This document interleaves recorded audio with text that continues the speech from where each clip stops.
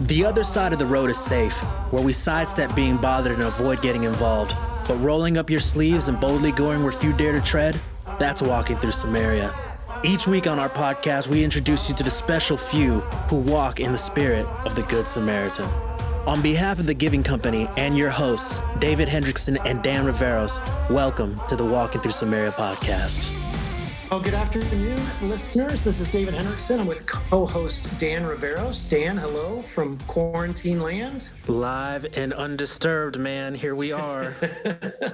This is the Walking Through Samaria podcast. We are recording remotely, as we have been over the last several weeks because of the COVID-19 quarantine. And we are pleased to introduce to you very special guest today, Shane Windmeyer, coming at us from Charlotte, North Carolina. Shane, welcome. Thank you. I appreciate being here. Yeah, so I am going to introduce you, Shane, and we're going to dive into what's going to be a really exciting and compelling conversation. And there's one thing in particular that I am going to highlight about Shane's bio, and you'll know when we get there, everybody. Shane Windmeyer is a best-selling author, LGBTQ campus pioneer, and civil rights champion. He is the founder and executive director of Campus Pride, the leading national LGBTQ organization for student leaders and campus organizations working to build future leaders and create safer campus communities. Shane was raised in the rural Midwest on a farm in Hiawatha, Kansas. He was born as Shane Mendez to single mother Diane Mendez. As an American Indian, Shane is part of the Iowa tribe. He considers his family to be a mixed racial family, part Mexican, part American Indian, and part Irish.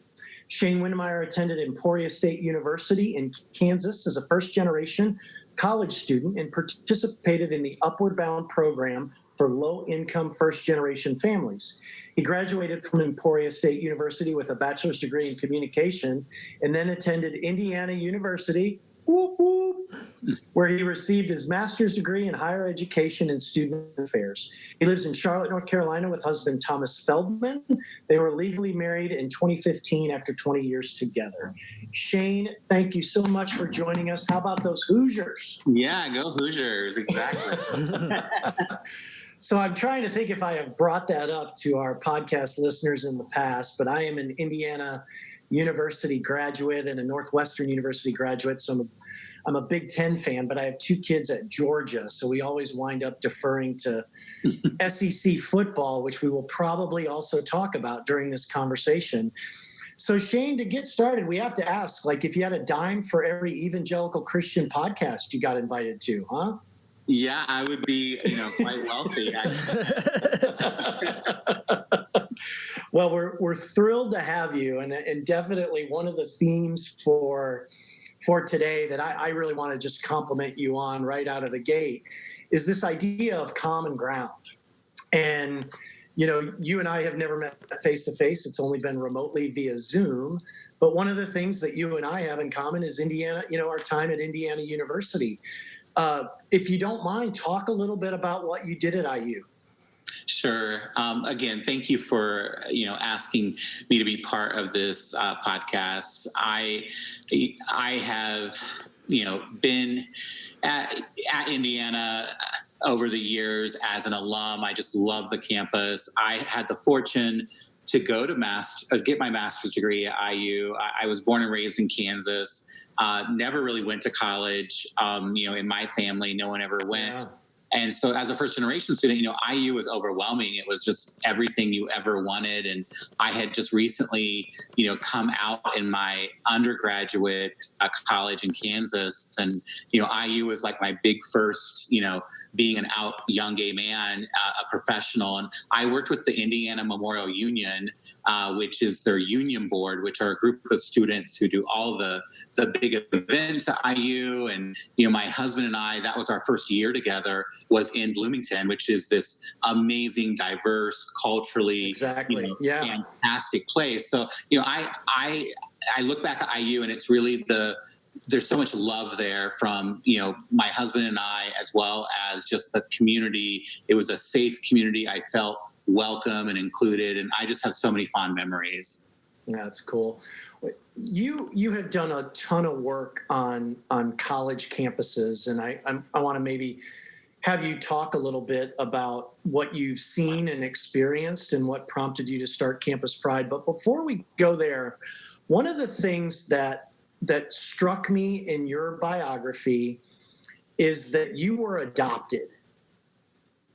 And right there, like you and I going to Indiana University, we automatically have common ground. I got to imagine the support of adoption agencies and the adoption process is something that would immediately connect you with many of our listeners who support, that cause, foster care, adoptive care. Can you maybe share with us a little bit of what it was like growing up, and are you active at all in sort of the adoption awareness kind of initiatives?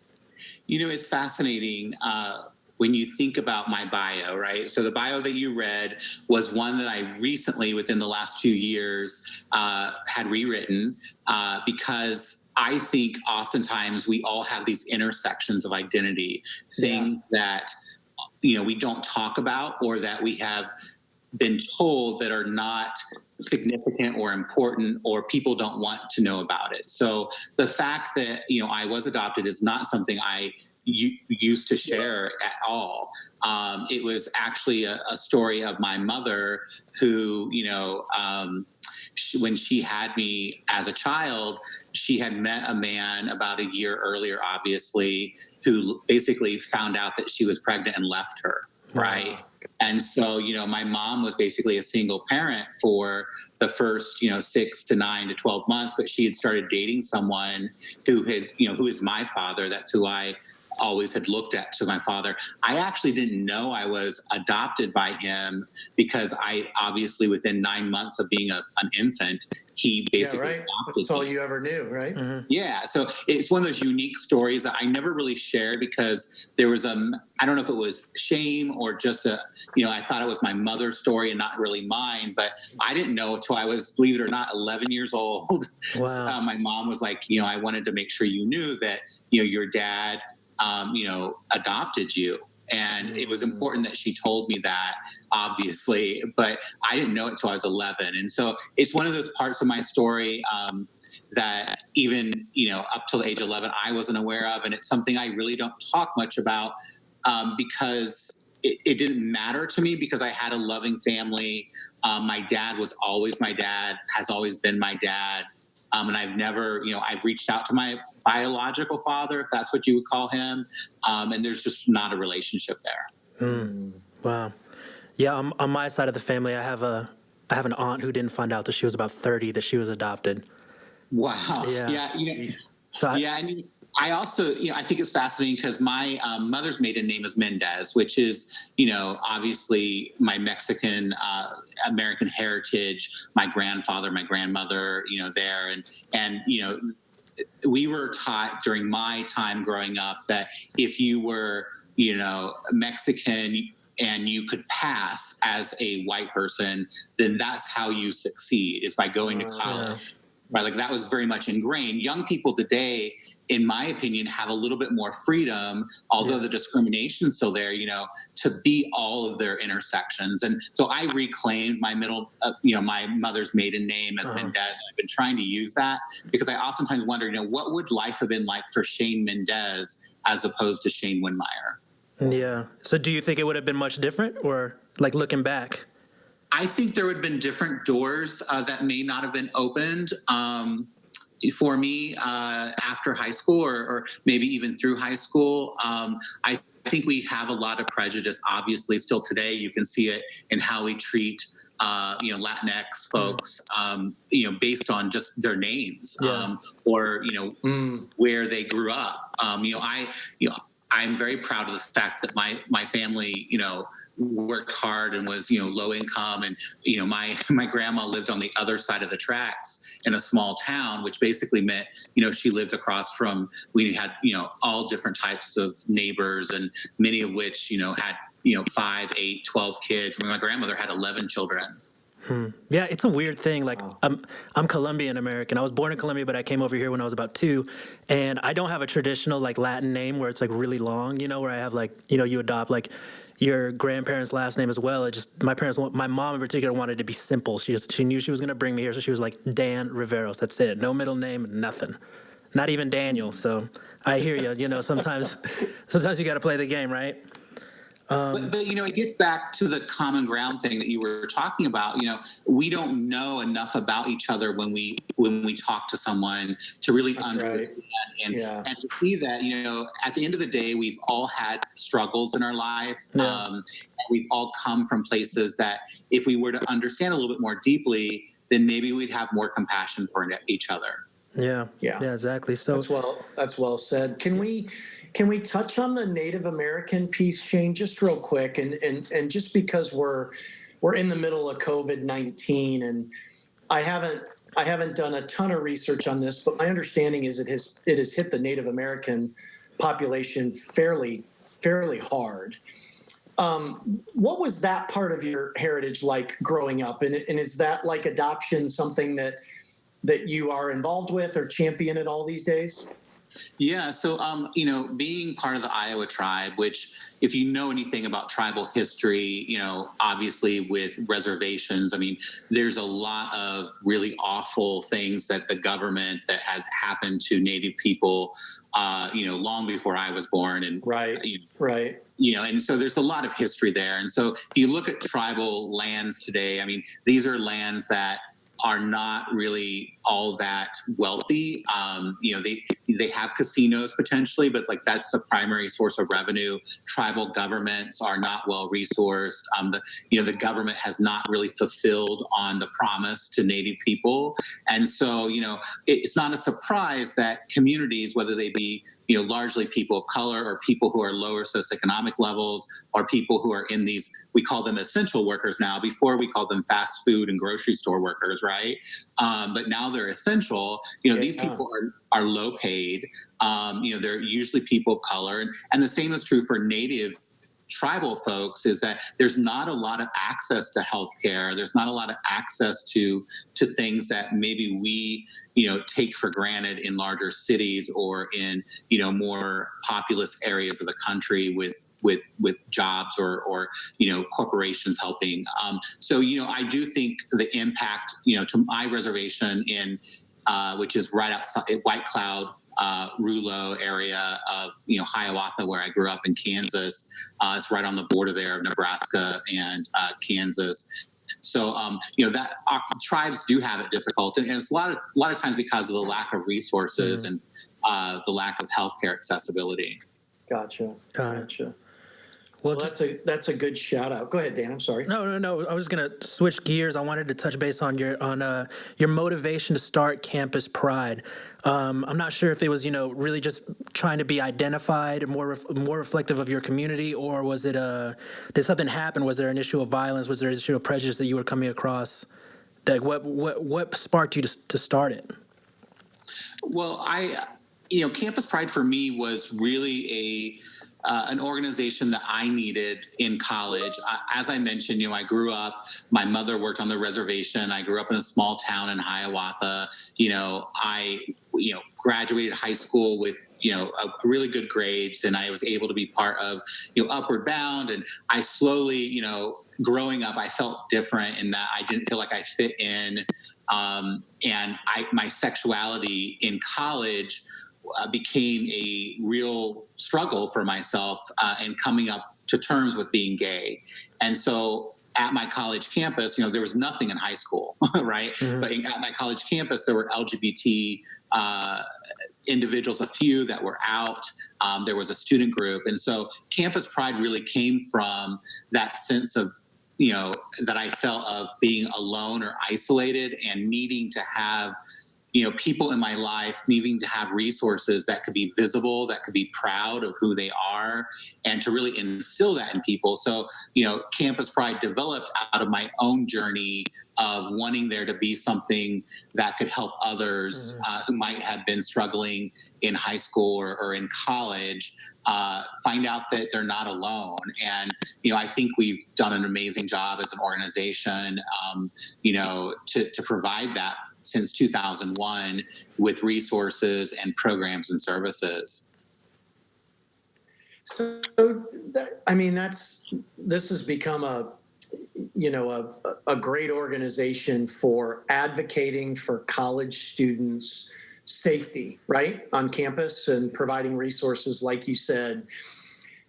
Shane, we keep coming back to this term common ground just because you've been such a champion of it amidst kind of some crazy whirlwinds, right?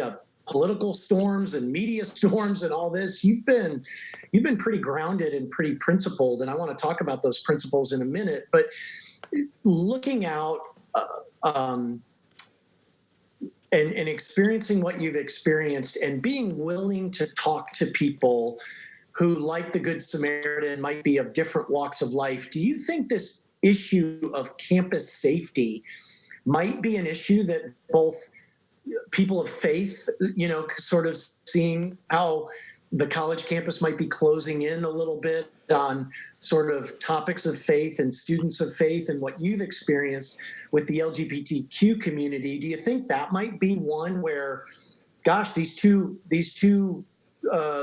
communities, these two cultures might actually be able to sort of rub elbows and go shoulder to shoulder around a really important topic? I think the short answer is yes, but the real issue is more complicated. I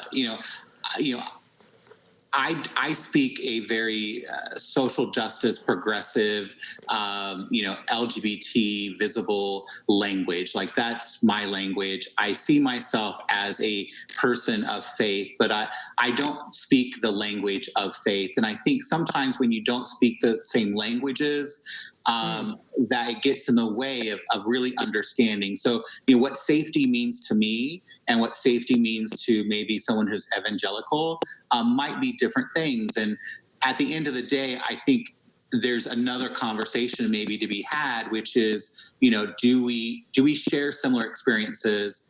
Are we okay with, me saying I'm an imperfect human being, and, I am committed to working across, bridges of opportunity where we can find common ground. But I am far from, I have been known to shut down a conversation. I mean, I have not been, always as open and affirming of others' ideas as I might be today. And I think there's a way to say that maybe in an evangelical way that is different from how I just said it, that might actually resonate.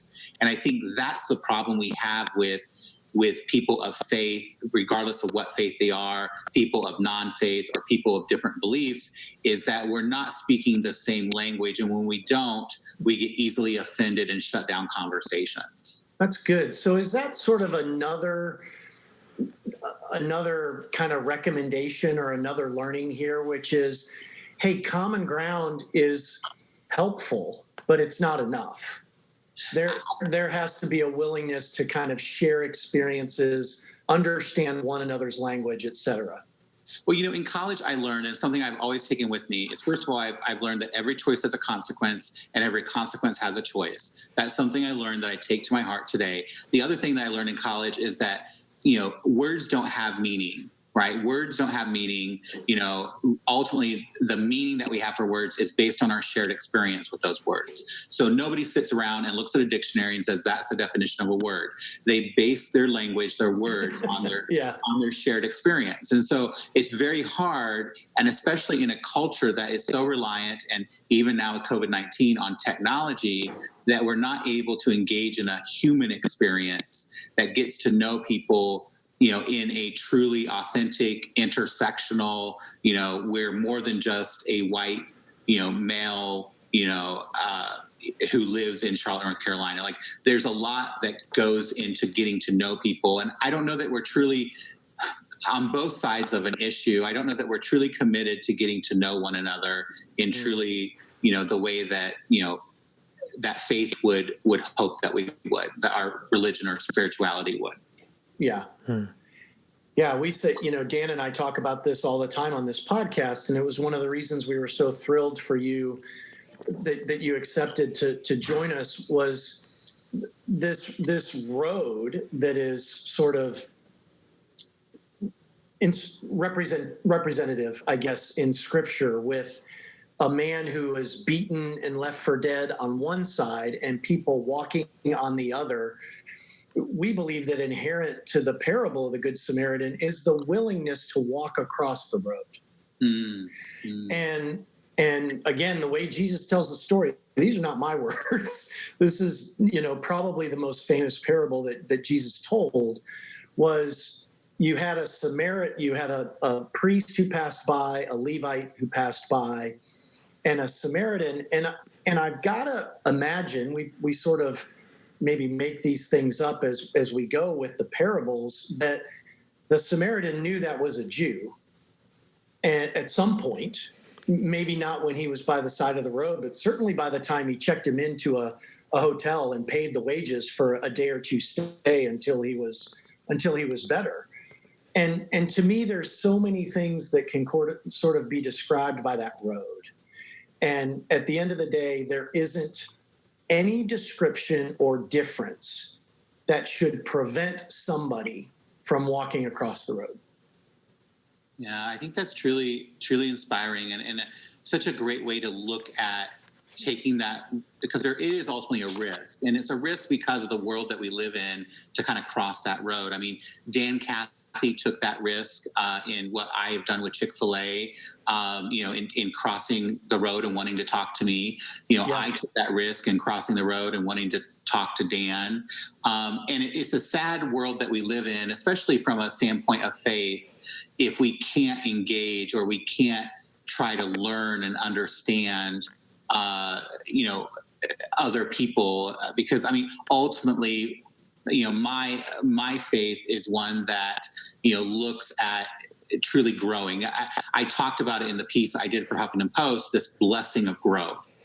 Yeah. Right. And that's not language that I speak in often, but, this idea that, there is understanding and growth and ways that you can, bring change to yourself, but also, maybe live in a world that is improved because of something that you've done.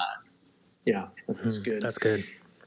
Can you talk, Shane? And so maybe we should sort of, come out on this one and tell our listeners that this is the Shane Windmeyer who engaged with Dan Cathy after, and I don't even want to put words to this because I think only you and Dan Cathy could sort of understand kind of what was going on at the time.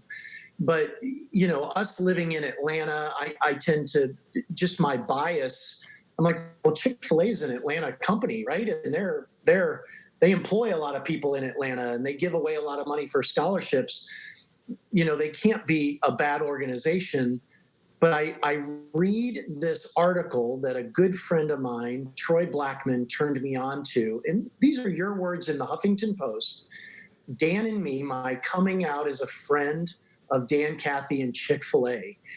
And I'd just love to hear it from your perspective about what it was like to get a phone call from Dan Cathy after there had been, some tough things going on between the two of you that are playing out in the world, right? Playing out in the U.S. What did you think when you first got that phone call? And sort of walk us through how you got to the Chick-fil-A bowl game of Clemson playing LSU.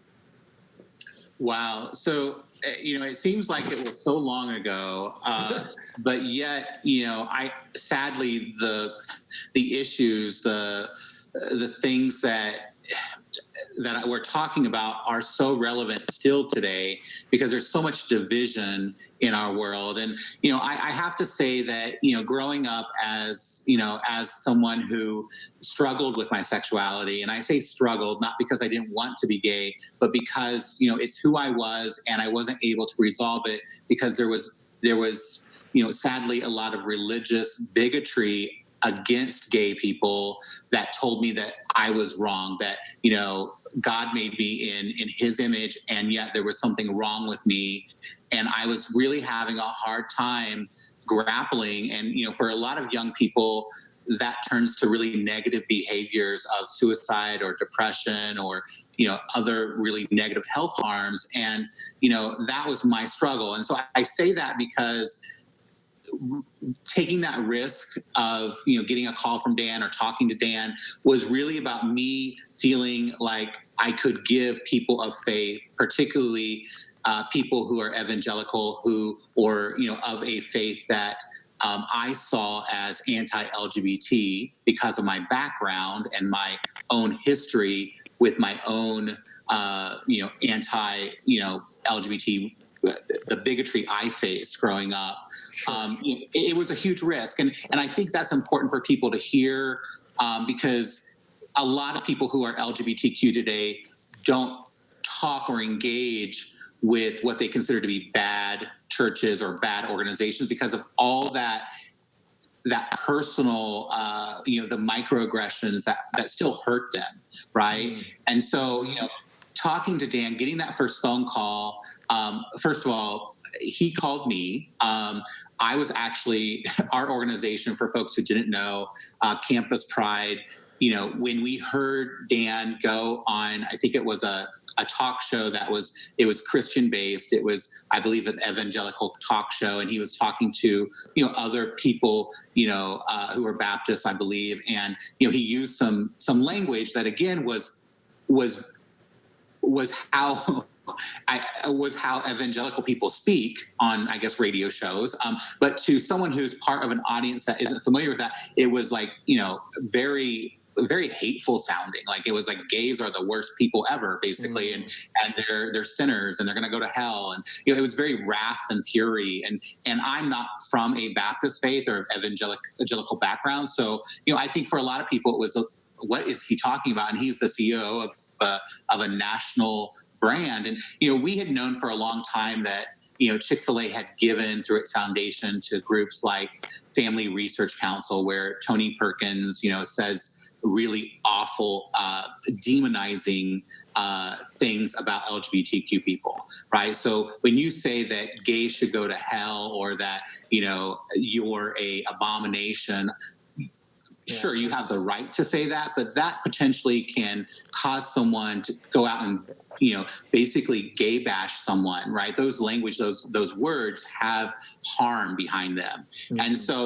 we knew that Chick-fil-A had given to those types of groups. And so we started an educational campaign that basically said, if you're going to buy Chick-fil-A on your campus, you should know that it came from, they fund, I think it was $10 million some dollars at the time, to these anti-LGBT organizations. So we did that. It created a huge, It did indeed, yeah. Depending on what side of it, it was a mess. For other people, it was, really great advocacy work. And I was talking to, I don't know if people know this, but Chick-fil-A really doesn't have operations on college campuses. They're third-party licenses. So like Sodexo, Aramark, Chartwell's, those are food service providers that license Pizza Hut, Chick-fil-A, gotcha. Right. So they're not really Chick-fil-A, stores like you would find in your town or city. But we have great relationships with Sodexo and Chartwell's and those people were the brunt of our campaign, like Sodexo and Chartwell's. So, they were getting, we had cows showing up at, cafeterias and college campuses with signs and with, information talking about these anti-LGBT donations of Chick-fil-A. And so I was talking to one of the presidents of one of the food service providers, and I guess Dan was trying to call in when I was on the phone with one of them, and the guy who I was talking to was like, "I need to take this call. Let me get back to you here 1 minute." And so then he comes back like 30 seconds later. He's like, "You won't believe who that was." I said, "Who?" He goes, "Well, that was Dan Cathy with Chick-fil-A." And I'm like, "Oh wow." Right. We had just been talking about Dan, obviously. That was the purpose of the call. And there he was calling. And he was asking for your number, probably. Well, yeah, funny you say that. So, the guy from the food service provider was like, "Hey, he wants your number. Could I give it to him?" And I'm like, and I had to take a moment, right? I was like, do I want him to have my phone number? Like, I don't know this person, I really had to stop. And it was that moment where I had to think and have clarity about why I was doing this. Like, why why is Campus Pride doing this? Why am I, as a person who is deeply, committed and passionate to helping LGBTQ youth, what is my purpose, right? And ultimately, what is my greater purpose of even existing here on this planet, right? Yeah. And so it was very powerful. And I said, sure, yeah, give him my phone number, right? At the end of the day, this ought to be good, right? That's what you're thinking. This ought to be good. Well, I thought, what harm can come from talking to someone? But at the same time, in our world, we're constantly, given the idea that you don't want to talk with people who don't agree with you or who are harming or hurting a part of your population. But if you look at any war or any conflict, that's the only way to create peace is by conversation. And so I had that first phone call with Dan. It was a rough phone call. He called me. We played phone tag a few times, but then we finally spoke. And what I loved about the conversation was that it was clear to me that Dan wanted to hear what my experience was. He respected me in that conversation. I expressed, he expressed our views. We listened. We had more conversations. It wasn't like a one-time thing. It actually was several dozen calls within a month. And each time I would share an incident, in a cafeteria where Chick-fil-A, the bag was thrown at a gay student and, someone said something anti-LGBT. And I could tell that that's not what Dan had intended by his language or words that maybe he said on the radio that one day. But yet, I think whether it's Dan or anyone on either side of what we call these issues, we don't think about the harm that our language creates. Yeah. And so there's so many things to talk about. I'm sorry. There's so many things I want to ask, but one of the things that Dan and I have learned, we had Pastor Gabriel Salguero on our podcast last week. I mean, very recently. And I don't know if you know the name, but he is one of the pastors at Calvario City Church in Orlando. And he was asked by Equality Florida to come pray at a vigil after the Pulse nightclub shooting. And he's Latino, and it was Latino night at the Pulse nightclub. And that's why so many gay Latinos were killed, that night of that terrible shooting in Orlando. But there were two things that came out of that conversation that I want to highlight here as well. One is the invitation. So somebody, Dan, invited you into a conversation. Pastor Salguero was invited. He was the one invited by Equality of Florida to come pray. And what we also found out in that conversation was that he has a sister who called him up and said, Gabriel, I am so thankful that you did this a year ago. If that shooting would have happened a year ago, it would have been me that would have been killed, because she's a member of the LGBTQ community. And you have an uncle who is a minister, was a minister. Want to make sure I get that right? Yeah, no, he still has a church. He's a minister. Yeah. And so I talk about, Dan and I have talked about the importance of the invitation, but also there are some proof points. There are some, I wish I could find the term, use cases where you had a relationship with somebody of faith. Pastor Salguero had a relationship with somebody in the LGBTQ community. And to me, that's got to be part of it. It would have been hard for you to accept the invitation had you not known your uncle, right? I mean, because you wouldn't have had that good experience to maybe balance some of the not so good experiences. Well, I think it's about how you're raised too, right? So I was raised in a family that, we did go to church. We were not, I would call us a la carte Catholics, right? Like we went on, every other Sunday possibly, or special occasions. Mm-hmm. But, at the end of the day, I had faith in my life. I had fraternity brothers when I came out to my fraternity in college, that were very, devout people of faith and what, from an evangelical perspective who really pushed me and pushed my buttons coming out, and we did not see eye to eye. But it's because of those experiences, along with my uncle, who his wife is my mom's sister, and so they were always around us at Christmas. And my husband and I have been together 25 years this July, right? And so I'm still very close to that. My uncle and aunt, and they have come a long way, and I have come a long way in understanding about faith. And I think that's where I'm so engaged, because I never expected. I literally ran away from my faith because of how awful I felt, because the shame I felt because of how they treated LGBTQ people, and yet. I keep bringing brought back into faith communities because of the actions that I do. So it's like I'm trying to run away, but at the same time, I'm pulled into conversations, largely because I want to learn. I want to believe that faith is a loving place, that people, my grandmother loved being Catholic, and, it brought her great sense of understanding. So I truly believe and have a sincerity in wanting to, help people. Well, to your credit, Shane, and I want to compliment you from this conversation and from what I've read about you, that you do seem willing to say yes, and I feel like that's an important part of potentially building some better bridges. And we are called to believe a few basic things as Christians, that everyone is equally made in the image of God, and everyone is equally loved by God, and that the two most important commandments are to love God with all your heart, soul, mind, and strength, and to love your neighbor as yourself. And that would be what I would hope you would experience from the faith community. But Pastor Salguero was willing to say yes when Equality Florida called.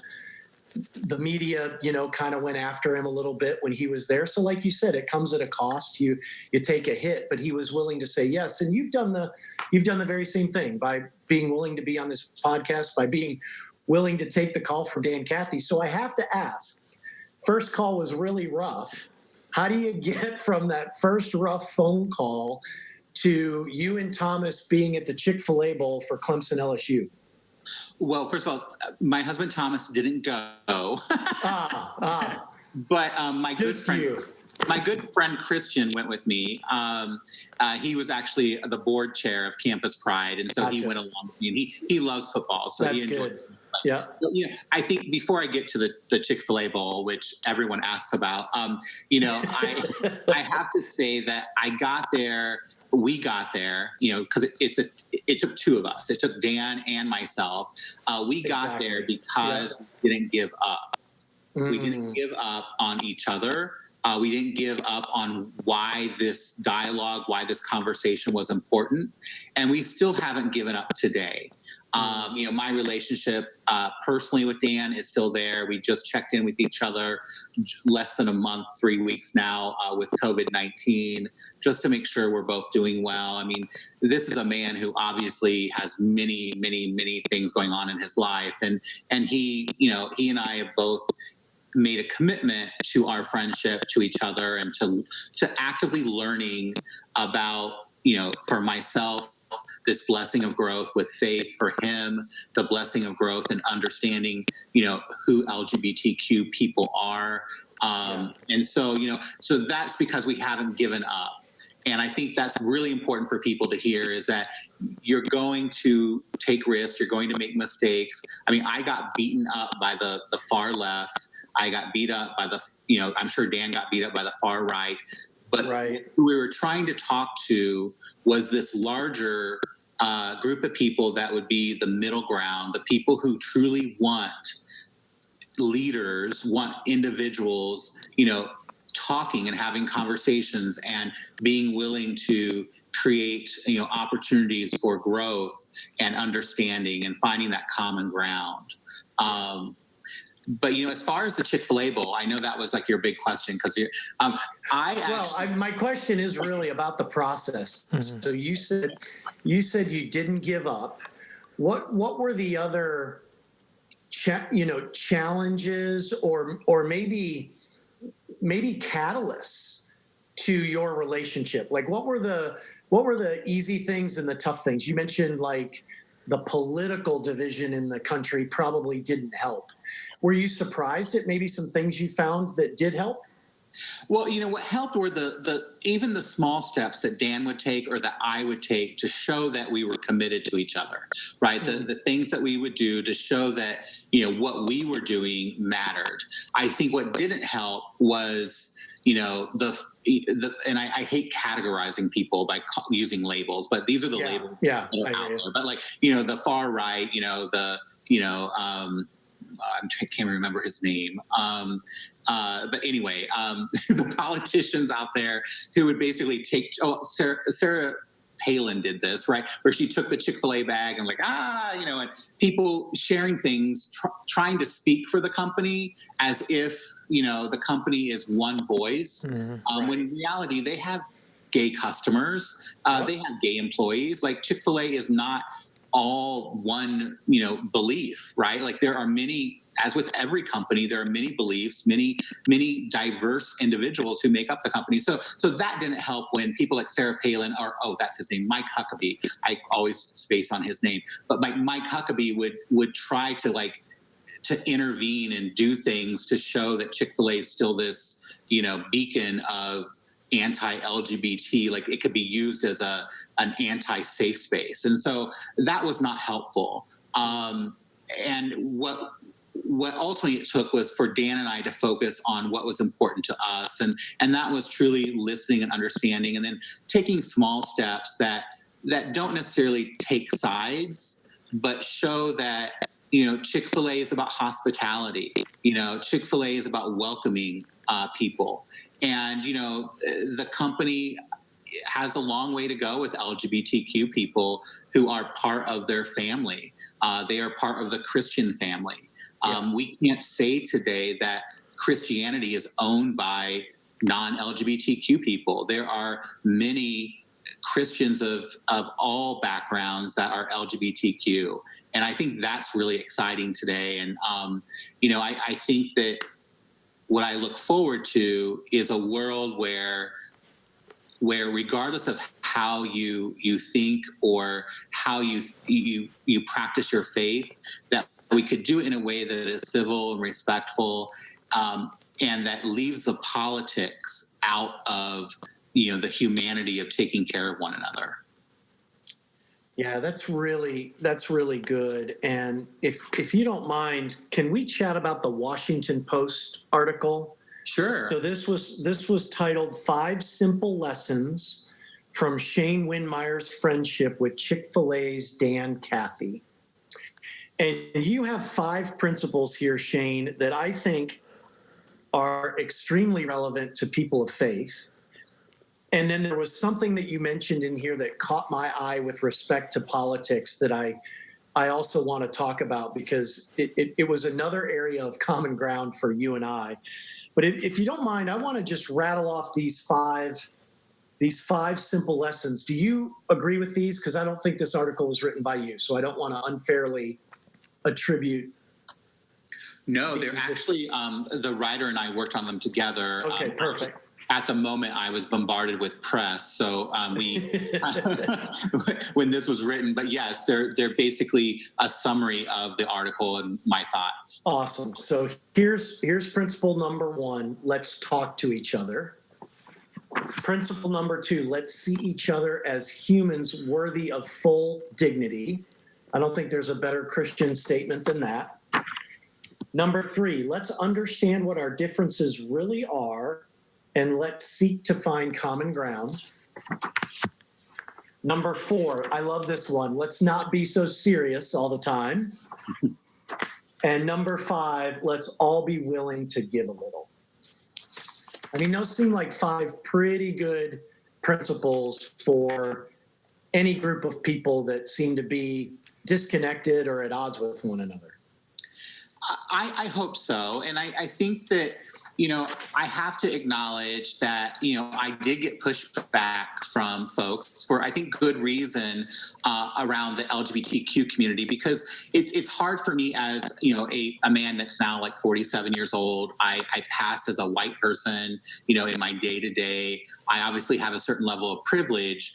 I have to recognize that for a trans young person or someone who's gay struggling today, that being, using terms like don't be so serious or be willing to compromise. I mean, for some of these young queer kids, it's life or death, right? Like it's a struggle on day to day. So it's sometimes about context. And I think contextually what, those simple concepts really work well, but we have to realize that, being LGBTQ is not about politics. These are real people, and they're real young kids that are struggling. And I think that's where I wish that maybe with that piece, I would have been able to contextualize it a little bit more, because I do understand that, for the young, youth of color who is struggling with their family, to come out, how being told it's not, don't be so serious, like how that really doesn't contextually fit with what I was trying to say. Sure. But I think to some extent we can lighten up in there's sort of a cultural tendency to see things all one way. And the political division, unfortunately, has sort of reinforced that, which is if this one thing is quote unquote bad, it's all bad and everybody's bad. And if this one thing is quote unquote good, it's all good and it's always been good and it'll never be, anything but good. And the reality is us as individuals, the organizations that we work for, certainly the political parties that may receive our vote every 2 years or 4 years, they're all flawed. And part of our pretense, part of our foundation as believers in the Christian faith is that we are all flawed and we are all worthy of grace and we are all worthy of redemption and we are all worthy of forgiveness. And it just seems to me that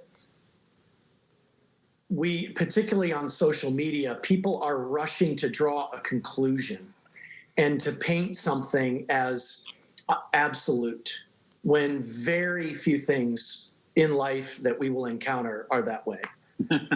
Exactly, including sexuality. I mean, that's the thing. I'm like, why does everyone think that everything has to be heterosexual? I mean, obviously, everything in life has gray area, and sexuality is one of those components. And, it's one of those things.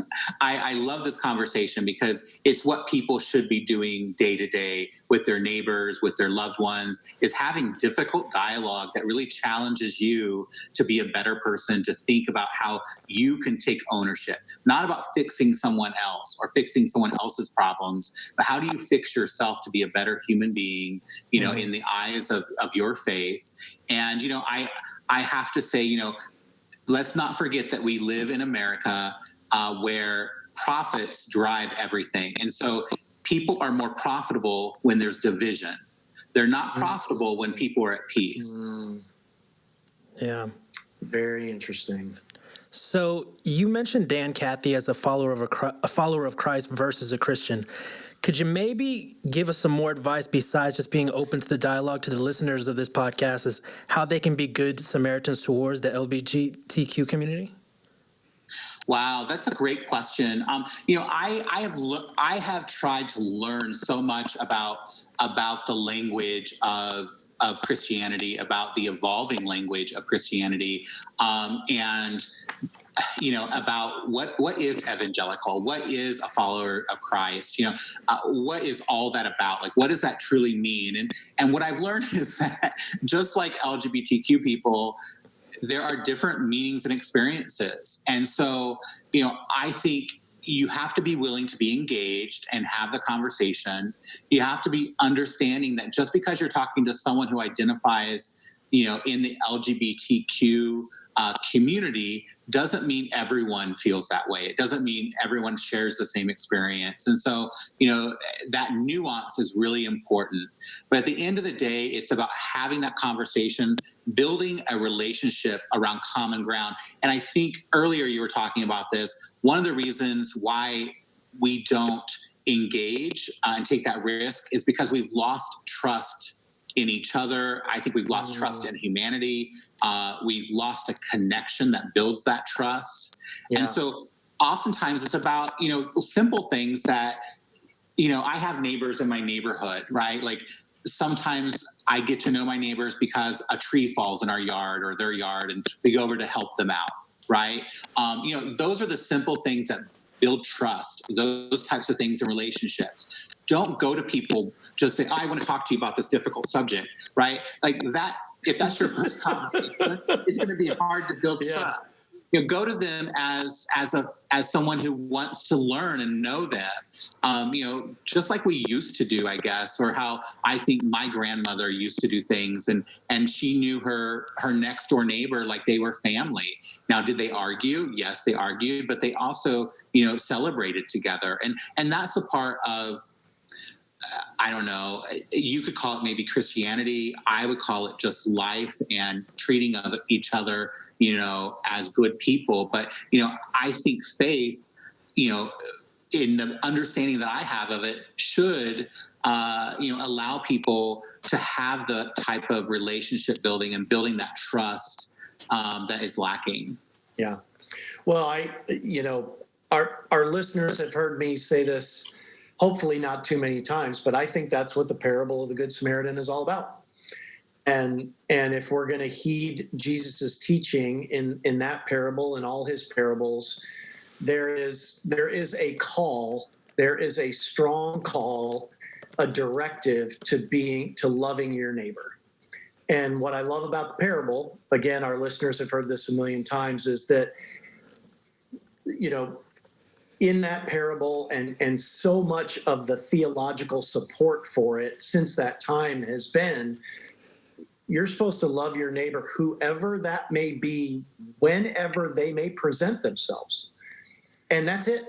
There isn't any disqualification in that parable. And therefore, in my opinion, not any disqualification for anybody to be experiencing the love and the grace of Christ. And you mentioned a million times, maybe it'll take a billion or a trillion until we get there. Probably. Stop mentioning that. I think it's a beautiful message. I'm so proud of being part of your podcast. You didn't ask me though, what was the Chick-fil-A Bowl like? We didn't get to that question. You have to tell us. And who you were rooting for, by the way.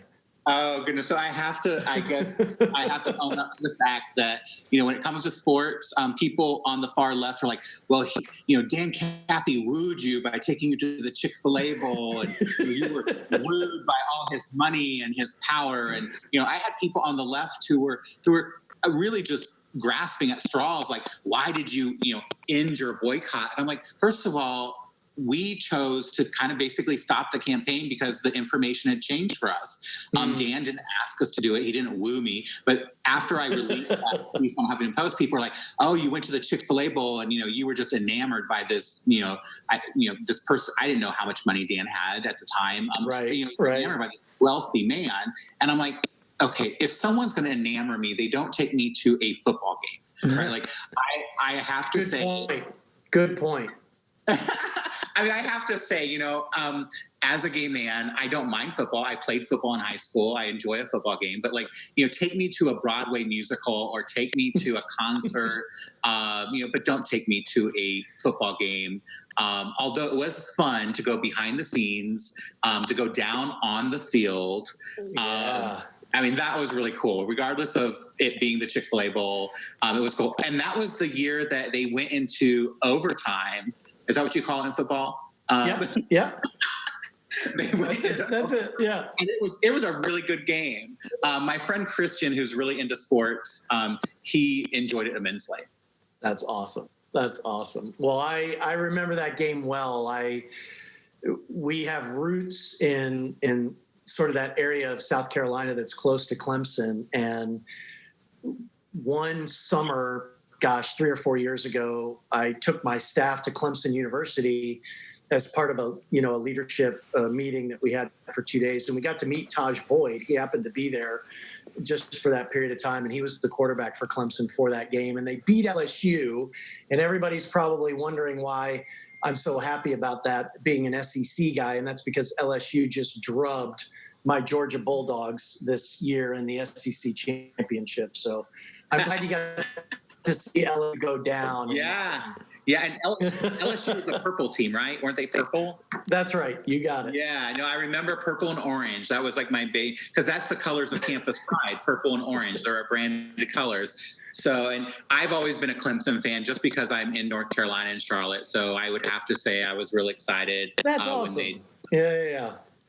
Well, as I told you, our Georgia Bulldogs are opening up against Clemson, not this fall, but next fall in Charlotte. So we'll see if you and Thomas can make it to the game. All right. I appreciate it. Awesome. Well, Shane, hey, before we let you go, because we do this to everybody that we talk to on this podcast, if somebody wants to know more about Campus Pride, follow you on social media, could you just direct them to how they might do that? Sure. So Campus Pride, our website is campuspride.org. And you can follow us on Twitter, Instagram at the handle @Campus Pride. That's the easiest way to engage. If you'd like to volunteer, we always have volunteers. We're actually, this summer doing a lot of digital events that are more open because they're digital versus the in-person events that we'd have. So that's the best way. And as far as my personal accounts, I'm on Instagram at Shane Windmeyer, and that's the best way to kind of interact with me. Also, I'm on LinkedIn, I guess, if you do LinkedIn. Well, that's terrific. Well, Shane Windmeyer, the founder and executive director at Campus Pride, Dan and I can't thank you enough for having this conversation that was very enlightening, and I think appropriately instructional to people of faith if we really want to make an impact here.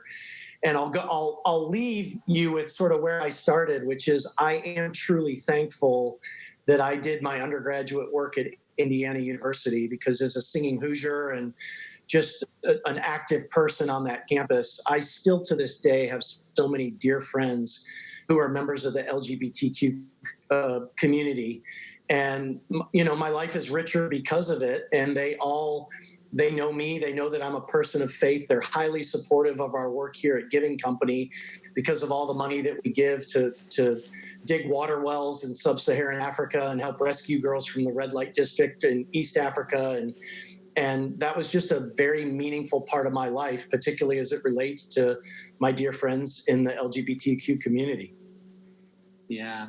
I love IU. I have to say one last thing about IU since we're on the thing. So for those who don't know, gay people, LGBTQ folks today would not be where we were if it wasn't for Indiana University. Kinsey did his work at Indiana of all places. It didn't happen in California. It didn't happen in New York City, right? Yeah, Bloomington, Indiana. Indiana. We have Bloomington, Indiana to thank IU, someone by the name of Herman B. Wells, who allowed the research of Kinsey to even happen, why we have LGBTQ, the progress that we've had today. Oh, that's great. So Shane, before we say goodbye, anything that personally we can be praying for you, Thomas, Campus Pride?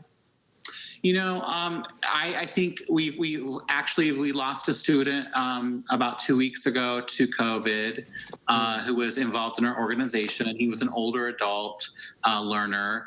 And, I think prayers for him and his family. I think, prayers for our organization. Every organization out there is struggling financially, just to continue, its operations. So it's a difficult, and I think, the prayers for everyone right now who is struggling and, staying at home. I've been very fortunate, to be able to do that. And I think as long as all of us do what we can to help one another. That's great. Well, Shane, thank you again on behalf of Dan Riveros and I. We are thrilled to have you on the Walking Through Samaria podcast. And as the COVID pandemic continues, we pray for safety and health for you and Thomas and all of your loved ones. It has really been a pleasure. Hey, wait, I got one more question, and this just popped in my head. I know you might Take it away. you might be biased, and I don't know if you guys have them in Indiana, but have you had Popeye's chicken sandwich? We have Popeyes in Charlotte. You're putting me on the spot here. Yeah. Oh man, I'm not touching that. I have had Popeyes. I'm not a big fan of Popeyes. I don't, you know. There you go. My chicken sandwiches, I love Wendy's, the spicy chicken sandwich. I have to say that I love Chick-fil-A's spicy chicken sandwich. Those are the two top chicken sandwiches for me. Okay, so you don't even place it second. You place it somewhere, maybe not even third, for all we know. Okay, cool. Yeah, I mean, yeah, exactly. I also love the chicken at Campero's. I don't know if you have Campero's, but it's wonderful. No, I'm gonna have to try that.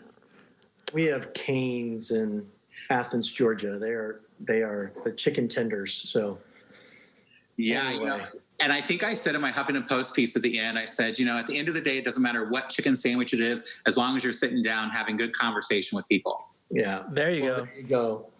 So Shane, with that, we will wrap it up. Again, this is Dan Riveros and David Henriksen on the Walking for Samaria podcast.